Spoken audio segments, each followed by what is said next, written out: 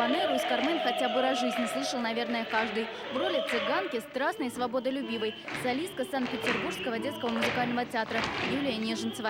Это «Кармен» в ее карьере первая. Из зала за игрой соперницы наблюдают и другие претендентки. За время Шаляпинского Безе зрители увидят трижды. Солисток пока 5. Приходится очень много двигаться. Я надеюсь, что я здесь похудею, обрету тонус мышц нужный. И что-то вот совершенно новое какое-то вот в моей творческой жизни я пойму, ощущу.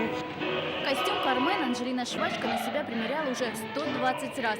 Эта постановка, говорит, самая сложная. У режиссера балетный подход. А именно, солисты на сцене не только поют, но и танцуют. А зрителям тем временем советуют занять места в зале минут за 20 до первого звонка. Каждый художник, он не может ставить, да, именно как бы в каком-то едином стиле. Естественно, я придумал какие-то вещи. У нас спектакль происходит в павильоне, там, где всегда снимается кино. Просто мне очень хотелось бы, чтобы зритель, сидящий в зале, хоть раз заглянул за кулисы и посмотрел, как все происходит за кулисами.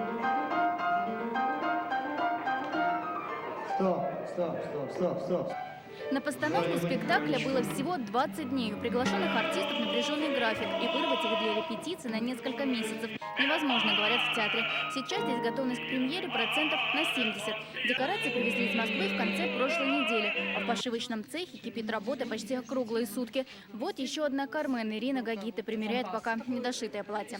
Оперный форум стартует уже через 2 недели. Казанцев и гостей столицы, кроме премьеры, ждет еще 7 интереснейших спектаклей. Услышат меломаны музыку классиков как российских, так и зарубежных. И по традиции увидят солистов лучших театров мира.